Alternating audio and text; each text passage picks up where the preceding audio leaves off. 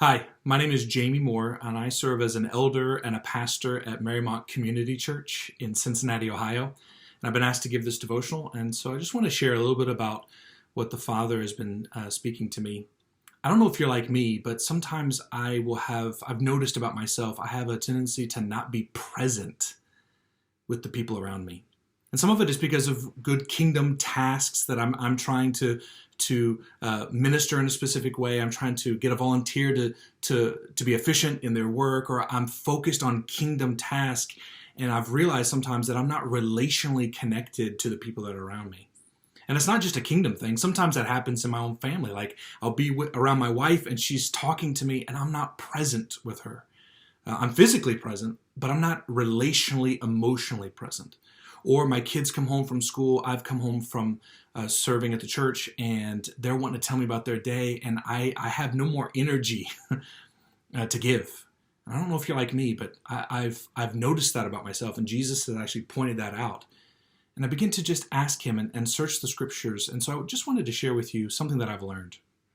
When I was asking the Father about this, I felt like he pointed me to the story of Jesus and the ministry rhythm of Jesus.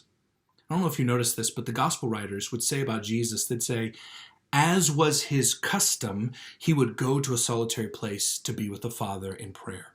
And in fact, before the major moments in Jesus' ministry, the gospel writers are really intentional about showing us that Jesus was in prayer. Before he called the 12 disciples to himself, Jesus was up in a solitary place, up on the mountain all night praying to the Father.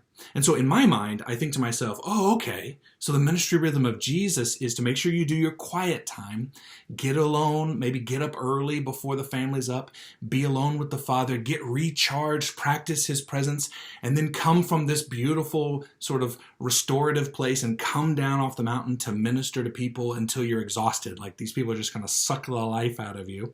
And just exhaust you, and then you get to go back to the recharging station that is the Father.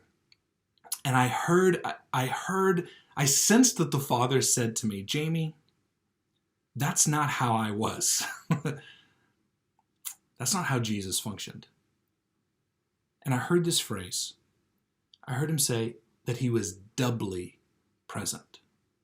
He was doubly present. And I wondered what that meant, and I realized when Jesus went up to the mountain to pray, and he was modeling a lifestyle of practicing the presence with his Father, of engaging with the Father. He didn't leave the Father up there. Actually, Jesus came down off the mountain and he took that relationship with him into ministry to others. So that Jesus didn't leave the Father and then start to engage and just be exhausted by people, but actually he took his relationship with his Father into ministry with others. And so that's what's so interesting, because I started realizing when Jesus says things like this, he says, I'm only doing what I see my Father doing. People were being healed, but other people were not being healed. And Jesus says, I'm only doing what I see the Father doing. Or I'm only saying the words that the Father is speaking in this circumstance. And I began to realize Jesus was present with the person in front of them, but he was also doubly present with the Father and the Spirit. And I realized, and I'm not great at this, I'm not perfect at this, I'm just submitting this as a helpful exercise to consider. Yes, do your quiet time, but take that practice of the presence, that relational intimacy with the Father, Son, and Holy Spirit, take that into your day. And when you engage with someone, you've got a human person in front of you, begin to say, Father, what are you saying in this circumstance? Jesus, what's your heart for this person? How are you wanting to minister so that you're present with the person in front of you and you're present vertically with the Father, Son, and Holy Spirit?